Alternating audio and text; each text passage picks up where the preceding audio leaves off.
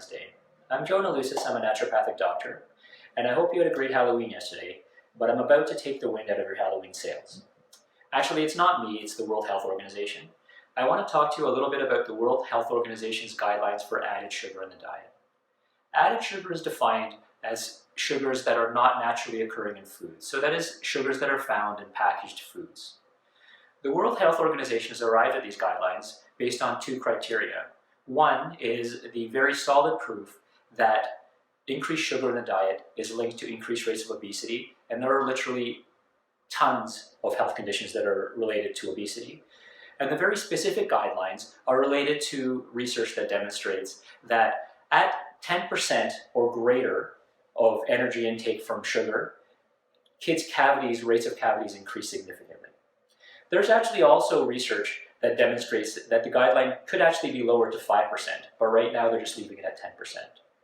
But what that means practically speaking, from a numbers perspective, is that, for example, an average 12-year-old should be restricting their added sugar intake to about 50 grams a day. Okay?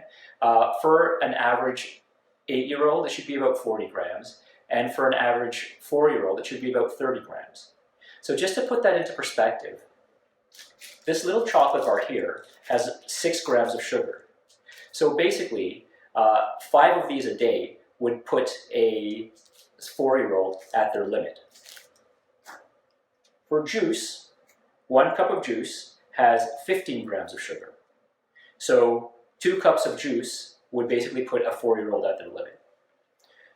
So the take home for this is that it is important to limit our children's sugar for 2 reasons. Practically speaking, for cavities, but also lifelong for the risk of obesity. And the second message is that it's actually very, very hard to do this without limiting intake of packaged foods. So I guess the take home is really focus on whole foods and homemade foods. I hope you have a great Halloween anyway.